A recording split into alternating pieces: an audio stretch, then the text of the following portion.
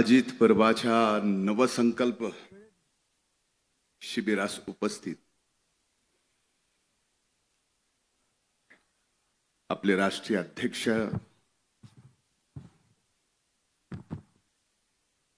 आदरणीय दादा, आदरणीय प्रफुल्लभाई पटेल साहेब, राज्याचे अध्यक्ष आदरणीय तटकरे साहेब, महिला आघाडीच्या अध्यक्षा माननीय रुपालीताई चाकणकर, इथं उपस्थित आदरणीय दिलीप वळसे पाटील साहेब, आदरणीय हसन मुश्रीफ साहेब, मंत्रिमंडळातील इथं उपस्थित सर्व आदरणीय सहकारी, विधिमंडळातील इथं उपस्थित सर्व सन्माननीय सहकारी, पक्षाच्या इथं उपस्थित सर्व सहकारी बंधू भगिनींनो आणि पक्षातील माझ्या इथं उपस्थित तरुण भावांनो, खऱ्या अर्थानं विधानसभेच्या निवडणुकीनंतर त्याच्या अगोदरही आपण अजित पर्व म्हणून पक्षासमोर एक दादांचा विश्वास महाराष्ट्राच्या जनतेसमोर ठेवला। विधानसभेच्या निवडणुका झाल्या, खऱ्या अर्थानं महाराष्ट्राच्या जनतेने दादांच्या नेतृत्वावर विश्वास ठेवला आणि आज विधानसभेमध्ये सत्तेत येऊन अजित पर्व पुन्हा चालू झालं आणि त्यासाठी आपल्याला नवा संकल्प घ्यावा लागतोय, तेही शिर्डीमध्ये। ही एक आगळीवेगळी आपल्यासाठी आनंदाची पण गोष्ट आहे आणि नव्या जबाबदारीची पण ही गोष्ट आहे। मी रात्री प्रवासात येत असताना विचार करत होतो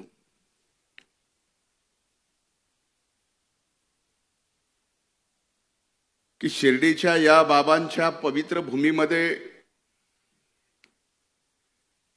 ज्यांनी शिकवण श्रद्धा आणि सबुरीची दिली आहे,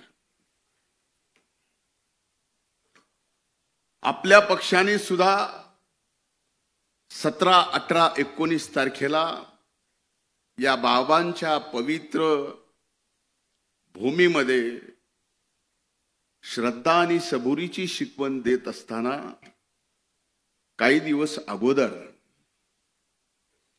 भारतीय जनता पार्टीने सुद्धा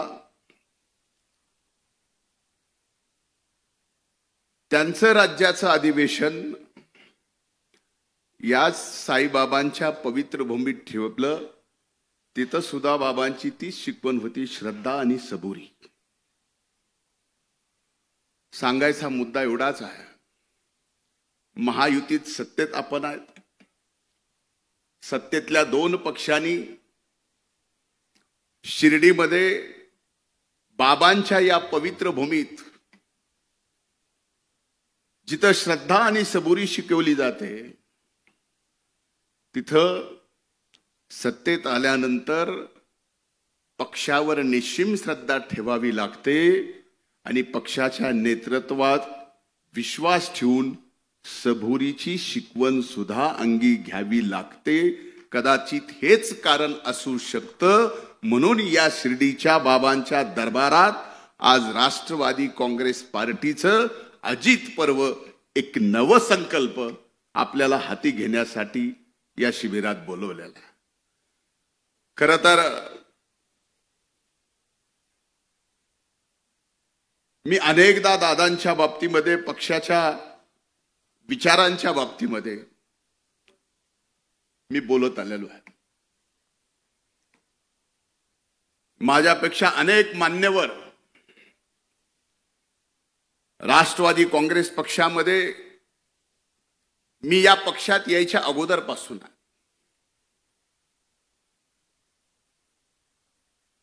2012 पासून दादांच्या हाताला म्हणावं का बोटाला म्हणावं, बोटालाच धरून राष्ट्रवादी काँग्रेस पार्टीच्या दादांच्या पाठीमागे निघालो. त्यावेळेस भारतीय जनता पार्टीचा मी विधान परिषदेचा आमदार होतो.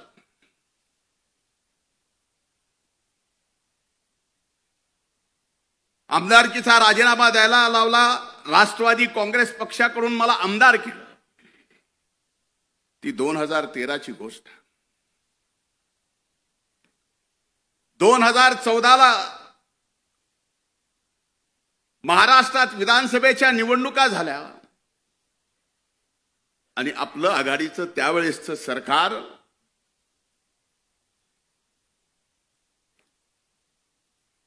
फार फरकानी पडलं आणि त्यावेळेसच्या भारतीय जनता पार्टीच्या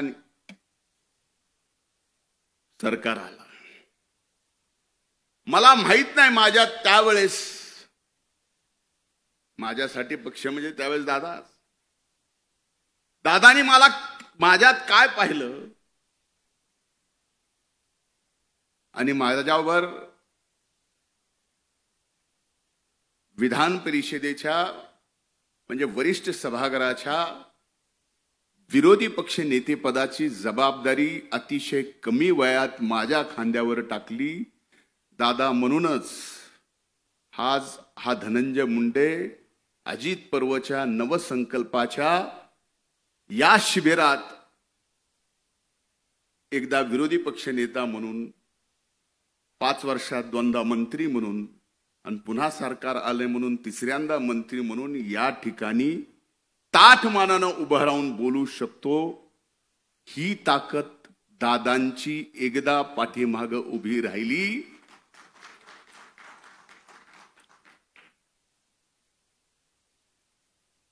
आता सूरज बोलत बोलत म्हणला की 1-1.5 महिना झालं टीव्हीवर मी, म्हणजे मी म्हणण्यापेक्षा जिल्हा मी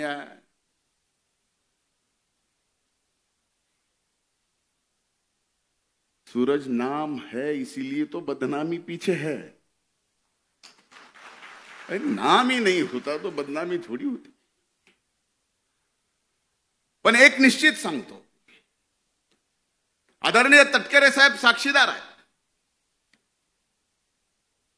वारंवार मला त्यांनी शिकवून, एखाद्याला मोल्ड करतो ना तसं करायचा प्रयत्न त्यांनी केला. 2014ला विरोधी पक्ष नेते पदाची जबाबदारी घेतल्यानंतर 2019 पर्यंत तटकरे साहेबांना आठवत असेल, तुम्ही अध्यक्ष होतात, मी विरोधी पक्ष नेता होतो, दादा आपले नेते होते. 1 नाही 2 नाही 3 नाही तर 4 वेळेस तशा पडत्यात काळात पक्षाच्या हल्लाबोल यात्रेपासून, परिवर्तन यात्रेपासून, शिवस्वराज्य यात्रेपासून 4 यात्रा सत्ता नसताना महाराष्ट्रातल्या सामान्य माणसाचे प्रश्न आणि त्या प्रश्नावर आवाज उठून आपण 19च्या निवडणुकीला लढलोत. भलेही तेवढं मोठं यश आलं नाही, पण 14 पेक्षा चांगले आमदार या ठिकाणी निवडून आले. हे मात्र निश्चित राष्ट्रवादी काँग्रेस पक्षाच्या त्या काळातील कष्ट घेणाऱ्या प्रत्येक सहकार्याचा, हे मान्य करायलाच पाहिजे.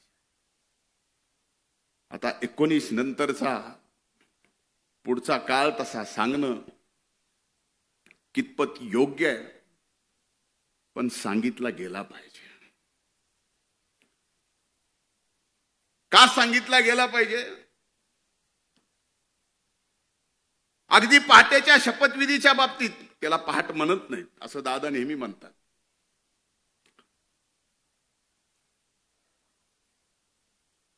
पण कदाचित त्याच्या शपथविधीच्या अगोदर साहेब आपण पण साक्षीदार आहे. मी दादांना विनंती केली होती. आज स्पष्टपणाने बोलतो, कधीही बोललो नाही, कारण इथं फक्त आणि फक्त राष्ट्रवादी काँग्रेस पक्षाचे दादांचे एकनिष्ठ सहकारी आहेत म्हणून मी हे बोलायची हिंमत ठेवतो. त्यावेळेस मी म्हणलं होतं दादांना, तटकरे साहेब आपण साक्षीदार असाल तर हो म्हणा, शपथ घेऊ नका. का म्हणलो होतो? काही गोष्टी कळाल्या होत्या त्या नम्रपणे दादांच्या पायी माझं डोकं ठेवून जे तटकरे साहेबांनी बघितलं की म्हणलं दादा आपला घात होतोय. दादानी माझ्या डोक्यावर हात ठेवून म्हणले असला घातभीत काय होत नसतो, पण शेवटी व्हायचं ते झालंच. त्यावेळेसपासून आपल्या या दादांना विलन आणि खलनायक ठरवायचं षडयंत्र त्यावेळेसपासून चालू होतं. आज हे मी बोललो तर कुणाला कदाचित माहित नाही मधल्या काळात, पण ही वस्तुस्थिती आहे. वारंवार या महाराष्ट्रात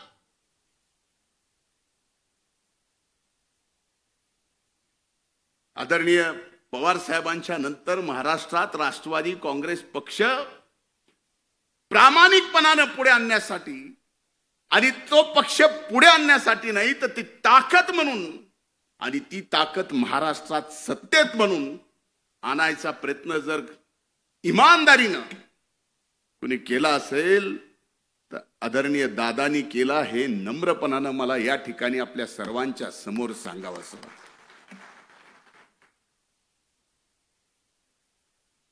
आता पहाट होती त्यामुळे त्या शपथविधीला मला येता आलं नाही, कारण पहाटेचं आपलं तसं जमत नाही. पण घेणं एक ना घेणं दोन, शिक्षा मात्र मला झाली. ही मान्य करता का नाही? माग कुणी जरी हो म्हणत नसलं तर माग शेखर भाऊ हो म्हणतायत.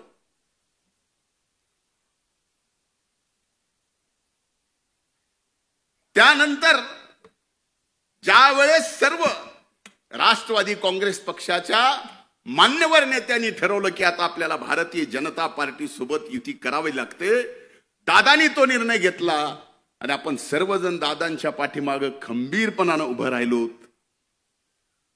आणि आज खऱ्या अर्थानं अनेक वर्षापासून असा विश्वास एकट्या दादावर असता तर एकट्या राष्ट्रवादी काँग्रेस पक्षाने या महाराष्ट्रात सत्ता दादांच्या नेतृत्वाखाली आणली असती. पण वारंवार दादाच्या चांगल्या कामाला खलनायक ठरवायचं काम करण्यात आलं, त्याचमुळे हे घडलं नाही. लोकसभेची निवडणूक झाली. लोकसभेच्या निवडणुकीत दारुण पराभव झाला. मला अनेक जण त्या राष्ट्रवादी पक्षाचे जुने जाणते नेते येऊन म्हणतात,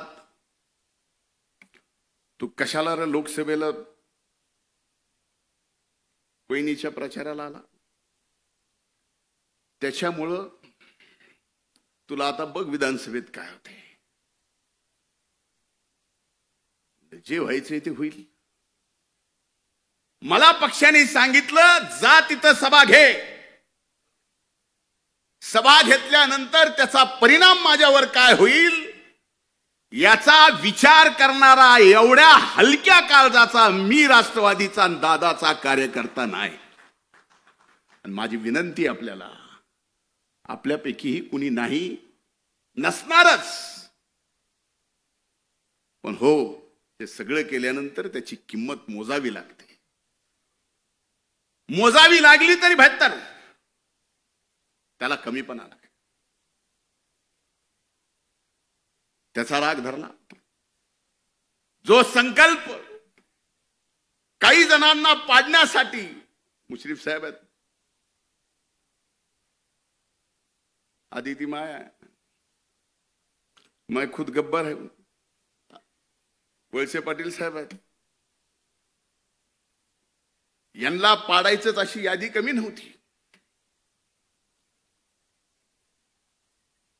पण पडलं कोणीच नाही.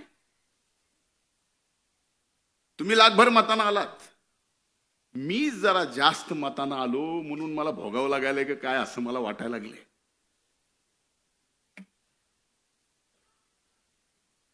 पण ही वस्तुस्थिती आहे. काही जणांनी आता खरं खरं उघडं पडलंय. पण दादा एक निश्चित सांगतो, माझ्यावर तुम्ही विरोधी पक्ष नेते पदाची जबाबदारी दिली, तो काळ तुम्ही बघितला की एक विरोधी पक्ष नेता सुद्धा राज्याच्या मुख्यमंत्र्याला काही मुद्द्यावरती खाली वाकवू शकतो. तुमच्या डोळ्याने तुम्ही ते पाहिलं. सामाजिक न्याय मंत्री पद दिलं, मी म्हणत नाही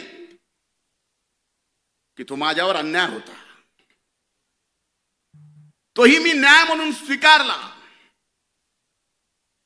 आणि एवढे चांगले निर्णय घेतले की शेवटी तुम्ही मला म्हणायला लागलात की अरे हे सामाजिक न्याय विभाग जास्त पळवू नको, कारण ते विभाग जास्त पळाला की सरकारला सुद्धा त्या स्पीडनं पळवावं लागतं.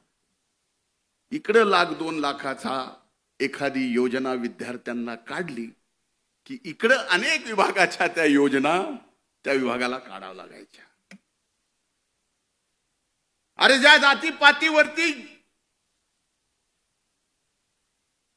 गावाची नावं होती,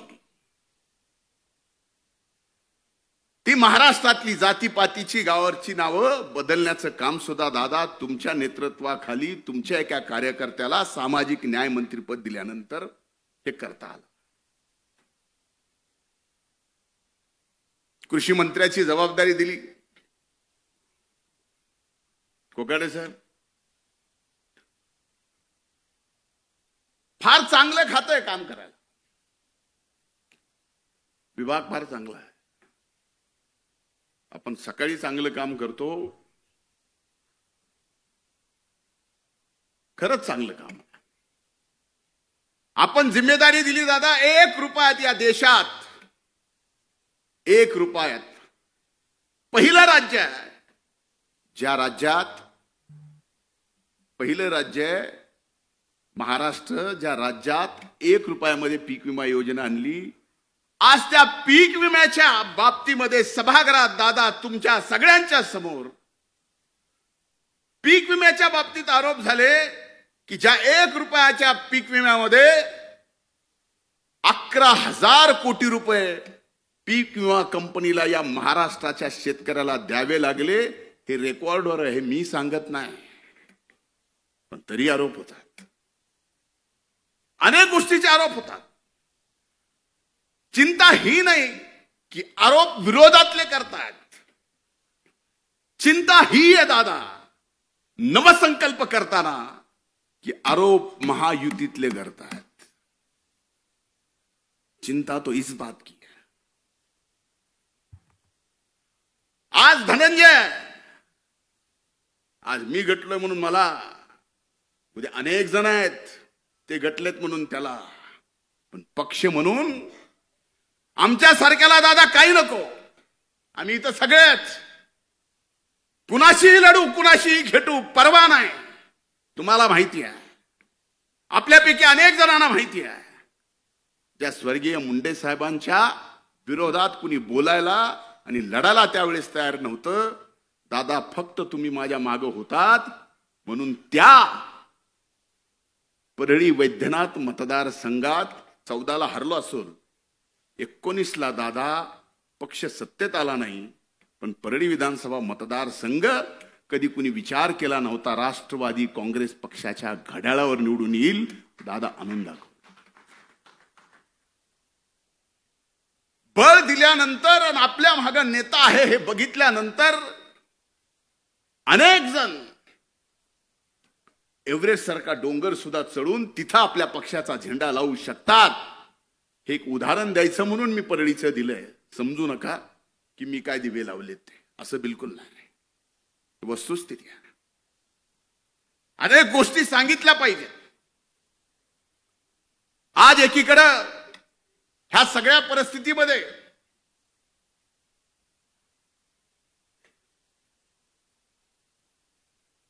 दादानी ऐकावं म्हणून मी थांबलोय. एक नक्की आहे, शिर्डीच्या साईबाबांच्या साक्षीनं सांगतो की आमच्या बीड जिल्ह्याच्या पालकमंत्री पदाची जबाबदारी आदरणीय दादांनी या ठिकाणी घेतली. अतिशय आनंदाने मी या ठिकाणी सांगतो, तो आनंद या ठिकाणी व्यक्त करतो. आणि जिल्ह्यात दादा आपलं स्वागतही करतो. यात मीही विनंती केली होती की सद्य परिस्थितीमध्ये अशा जबाबदारीत आपण नसू नये. पण एक गोष्ट मात्र लक्षात घेतली पाहिजे. आज अजित पर्व आहे. आज आपण सत्तेत आहोत. आज आपल्याला नवीन संकल्प घ्यायचा आहे. पण हा नवीन संकल्प घेत असताना राष्ट्रवादी काँग्रेस पक्षाला पहिल्यांदा कार्यकर्ता भिमुख व्हावं लागेल. कार्यकर्ता भिमुख झाल्यानंतर पक्ष संघटन एवढं मोठं होईल की कसल्याही वाऱ्या आणि वादळामध्ये ते पक्ष संघटन कधीच ढळणार नाही, हलणार नाही. हे मात्र एक कार्यकर्ता म्हणून निश्चित मी आपल्याला सांगतो. पण मधल्या काळातल्या काही अनुभवात मी सांगतो, खरंच आपल्या पक्षामध्ये पक्षाची जबाबदारी घेऊन काम करणारा प्रामाणिकपणाने अनेक वर्षापासून त्यालाच विचारून सगळ्या गोष्टी होत्यात. काही अनुभव तर असे सांगतो की आपल्या पक्षाच्या प्रमुख कार्यकर्ता असेल, नेता असेल, त्याची जर काटाला लावायची आहे, त्याची जर नीटनीटकी करायची आहे, तर त्याला इतर पक्षाच्याही गरज नाही. आपल्या पक्षाचेही भरपूर बस झाले. फक्त कानाला लागायचं काम.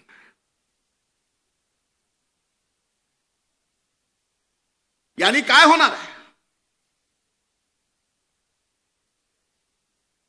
जे दादा तुमच्यासारख्या एका नेत्याने माझ्यासारखा कार्यकर्ता घडवला, भले आज लोक मला नेता समजत असतील, पण माझ्यातला कार्यकर्ता मी मरेल, पण माझ्यातला कार्यकर्ता मी कधीच मरू देणार नाही.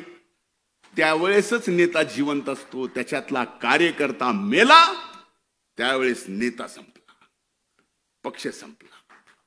आणि माझ्यातला कार्यकर्ता मी कधीच मरू देणार. आज अनेक जण लोकसभेच्या प्रचाराचा मी विषय बोलत नाही, पण विधानसभेच्या प्रचारात मला सगळीकडून घेरला असताना मला अभिमन्यू करायचा प्रयत्न केला होता. पण विधानसभेच्या अगोदरच मी सांगितलं होतं की मी अभिमन्यू नाही, मी धनंजय आहे. पण आपल्यापैकी अनेक जण आहेत की हे काम करत असताना सुद्धा आपल्या सगळ्यांच्या प्रचाराला मी इमानदारीने आलो. आणि जेवढं कठोर ज्या पद्धतीनं बोलायचं, कोकाटे साहेब आपणही इथं आहात, अनेक जण आहेत. बाबासाहेब पाटील फॉर्म भरायच्या दिवसात लामटे साहेबांच्या गेलो. अगदी उद्या मतदान आहे आदल्या दिवशी इथं विजयराजे पंडित साहेब असतील, त्यांच्यासाठी गाव टू गाव फिरलो. मी माझ्या मतदारसंघात फक्त 5 गावात गेलो होतो. मग ह्या अशा काम करणारा, फक्त नावाला नेता पण काम करणारा माझ्यासारखा कार्यकर्ता ज्या वेळेस कुठल्या तरी एका कारणाने फक्त मला टार्गेट करायचंय, त्याला कारण काय हे आपल्याला माहिती आहे. मुद्दा मला कितीही टार्गेट करू द्या, मुद्दा मला कितीही बदनाम करू द्या, पण दादा आता फार महत्वाची जबाबदारी आमच्या मातीची म्हणजे बीड जिल्ह्याची तुमच्यावर आली आहे. तुम्ही आता जिल्ह्याचे पालकमंत्री आहात. सगळ्यात अगोदर लोकसभेमध्ये जे सामाजिक सलोखा बीड जिल्ह्याचा नाही, मराठवाड्याचा नाही, महाराष्ट्रातला बिघडला होता, तो सामाजिक सलोखा पुन्हा बीड जिल्ह्यामध्ये नाही तर अख्ख्या मराठवाड्यात बिघडलाय. आज आपण या ठिकाणी शिवशाहू फुले आंबेडकरांच्या विचारांनी भारतीय जनता पार्टी सोबत महायुतीमध्ये आहेत. भारतीय जनता पार्टीला सुद्धा शाहू फुले आंबेडकरांच्या विचाराचा काही अडचण नाही. त्यांनी सुद्धा आपल्याला घेतलंय. पण एक गोष्ट विचारली पाहिजे की उभ्या महाराष्ट्रामध्ये किती ओपनच्या जाग्यावर किती ओबीसीचे माणसं नोकरी करतात. कोण कर्मचारी, कोण ड्रायव्हर आहे, कोण शिपाई आहे, कोण अधिकारी आहे. याच्यावरती जर उघड आकृती बंद जर जाहीर होऊ लागला आणि त्याच्या चर्चा मात्र सबंध महाराष्ट्रात होऊ लागल्या तर खरंच का आपण शिवशाहू फुले आंबेडकरांच्या विचाराचे आहोत असे प्रश्न आम्हाला विचारले जातात. पावला पावलावर प्रश्न आमचे विचारले जातात. याच्यापेक्षा तुम्हाला दादा माहिती आहे, प्रशासन तुमच्या हातून जेवढं मजबूत होतं तेवढं कुणाच्याच नाही. कधीतरी तुम्ही सुद्धा अगदी वरिष्ठ प्रशासनाच्या सर्वांना विचारा की हे जे चाललंय हे बरोबर आहे. यानी या महाराष्ट्रातला सामाजिक सलोखा व्यवस्थित राहणार आहे. यामुळे शिवशाहू फुले आंबेडकरांचा विचार घेऊ एकमेव आपला पक्ष जो इमानदारीनं निष्ठेनं यांच्या निष्ठेचं काम जे आपण हाती घेतलंय ते करतोय ते खरंच पुढे आपण घेऊन जाणार आहोत का. कदाचित या गोष्टी माझ्या तुम्हाला मिनिटासाठी लागतील, पण लागू द्या. मैं आईना हूं, आईना दिखाऊंगा जो. पण ही वस्तुस्थिती आहे. कसं तरी लोकसभेच्या निवडणुकीनंतर सामाजिक सलोखा या महाराष्ट्रात विधानसभेच्या निवडणुकीनंतर बदलला. पण पुन्हा कुठलं तरी कारण काढायचं.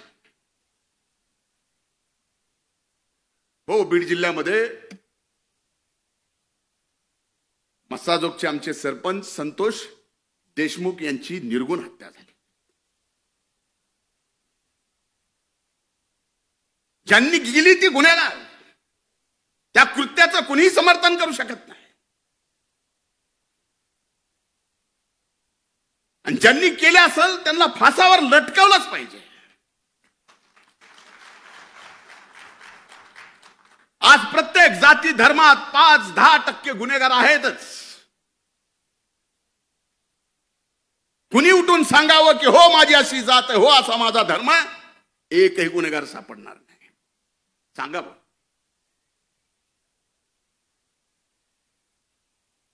पण त्या 5-8 गुन्हेगारांच्या मुळे उभ्या महाराष्ट्रामध्ये जर मीडिया ट्रायल होत असेल एका जातीचे ओबीसीचं,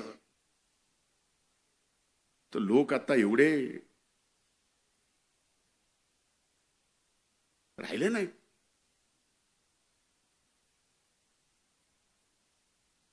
बीडचा बिहार,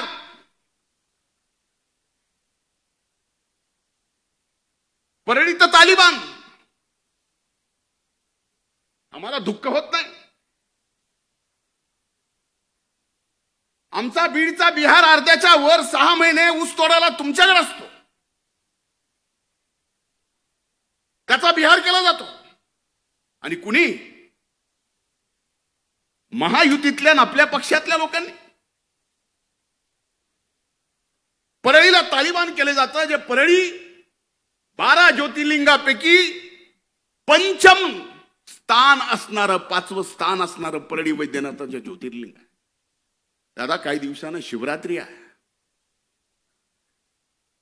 लाखो भाविक या देशातले तिथं दर्शनाला येतात. अशा मीडिया ट्रायलनी अशा सगळ्या एका गावाला एका जिल्ह्याला बदनाम करून अशा जर गोष्टी होत असतील, ह्याच्यातलं नुकसान कुणाचं आहे? भले आम्ही आम्ही राजकारणात राहू नाही संपू, पण पिढ्या ना पिढ्या पुढच्या तुम्हा मला कधीच विसरणार नाहीत. ही काय करून ठेवले. माझे हात जोडून त्या बाबतीतली विनंती आहे. अरे आमच्यासारखे माणसं लढणारे, मला माहिती आहे दादा कुठल्या कुठल्या प्रसंगात, माझ्या वाईट प्रसंगात या पक्षाने माझ्या मागे उभं राहिले. मी ते कधीच विसरू शकत नाही, मरेपर्यंत विसरू शकत नाही. मेल्यानंतर माझी अग्नी दिली तर त्या अग्नीतला धूर सुद्धा तुमच्या उपकाराची परतफेड करू शकत नाही दादा, मला माहिती आहे. असे प्रसंग कुणावर आले नाहीत, आणि असे प्रसंग कुणावर आले तर आमच्यासारखे कार्यकर्ते सुद्धा कुठे थांबले नाहीत.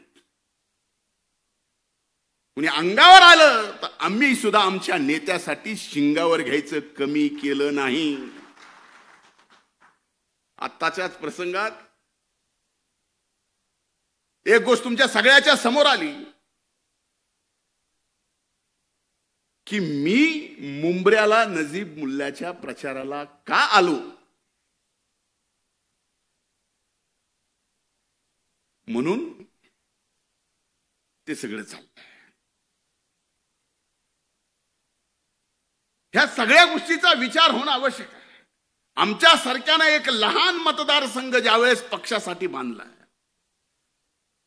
लहान, ज्या गावामध्ये दादा तुमच्या हाताला हात धरून तुमच्या सोबत आलो, त्यावेळेस त्या गावात आम्ही ज्यावेळेस दगड खाल्ले, 5 वर्ष लागू दिले नाही, तुमचा फोटो लावून त्या गावात ग्रामपंचायत राष्ट्रवादी काँग्रेस पक्षाची आणली. का? माग बघितलं की आम्हाला लक्षात यायचं दादा आहेत. बस कधी कधी आमच्या सारख्याला आता वाटायला लागले, माग बघितल्यावर कोण आहे, आम्हीच दचका लागलो. पण आता ही वेळ नाही. सांगायचा हेतू एवढाच आहे, मी आपल्यापेक्षा अनुभवाने प्रचंड लहान आहे. कधी कुणाला वाटतं मी सिरियस नाही. चुका काढायच्याच ठरल्या, टीकाकार व्हायचंच ठरलं तर माझ्यासारखं टीकाकार कुणीच होऊ शकत नाही. प्रत्येकाच्या अंगी आहेत, माझ्या असू शकतात. पण आज जर दादांच्या अथक परिश्रमातून, आपल्या सर्व मान्यवराच्या अथक परिश्रमातून पुन्हा महायुतीत आपण सत्तेत आलो असोल, आणि आपल्याला जर नवसंकल्प हाती घ्यायचा असेल तर कार्यकर्त्याला ताकद देताना त्या कार्यकर्त्यावर तेवढाच विश्वास सुद्धा ठेवला पाहिजे जेवढा विश्वास आमच्या नेत्यावर. अविश्वासाने मजबूत संघटन उभं राहू शकत नाही, राहू शकत. आणि एकदा का विश्वास टाकला, मी आपल्याला सांगतो, तुमच्यासाठी, आपल्यासाठी अजित पर्व हे आत्ता चालू झालेलं असेल. आम्ही अनेक वर्षापासून स्वप्न पाहतोय. जसा दादांच्या सोबत आलोय तसा नवसंकल्प आपण काय घेऊन जातोय. माझ्या दृष्टीने आपण पक्ष महाराष्ट्रात मजबूत करणार, नोंदणी करोडाची करणार. ती कशी काय हे सगळं आपल्याला माहिती आहे. पण आजची राजकीय परिस्थिती पाहिली आणि येणाऱ्या 5 वर्षानंतर आपण जर येणाऱ्या 5 वर्षाच्या राजकीय परिस्थितीचा आजपासून अंदाज बांधायला लागलो तर हो, नक्कीच या महाराष्ट्रात दादांच्या नेतृत्वाखाली हा राष्ट्रवादी काँग्रेस पक्ष 1 नंबरचा पक्ष होऊ शकतो. माझं आज हे बोलणं कदाचित तुम्हाला काही पण बोलायला असं वाटतं, होऊ शकतो. आणि त्याची पहिली परीक्षा काय, तर आता आदरणीय मुश्रीफ साहेबांनी सांगितलं, पावसाळ्याच्या आत महानगरपालिका, नगरपालिका, पंचायत समिती, जिल्हा परिषदेच्या निवडणुका आहेत. पक्ष कधी आमदारकी, खासदारकीसाठी कुठल्याच कमी पडला नाही.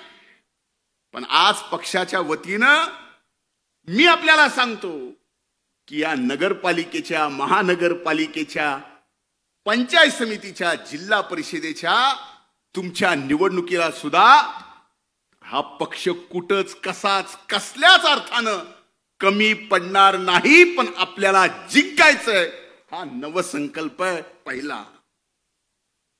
आणि ह्याच्यात आपली ताकद दिसली तर पुढे बघा सर्व गोष्टी. मला इशारा आला, इशारा एक ही जन मुझे दे सकता है, मतलब मैं समझ सकता हूं. देने वाले तो बहुत देते, लेकिन समझने वाले को समझना तो चाहिए. बहुत वक्त बाद की माफी चाहता हूं.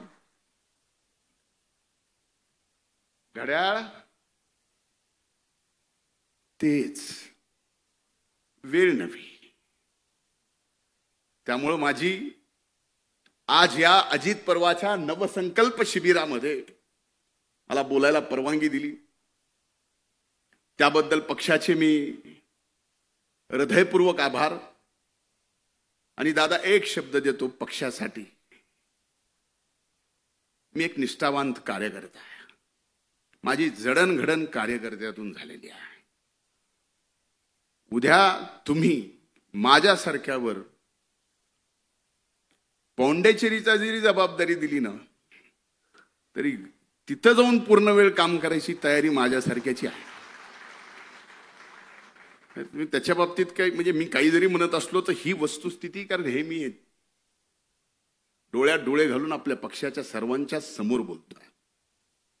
आणि ही जबाबदारी आपण सगळ्यांनी घेतली पाहिजे. मी उदाहरणानं म्हणजे 2 मिनिट हसावं म्हणून, पण आपल्या जे शक्तिस्थळ आहेत ते आणखीन मजबूत करायची वेळ आहे.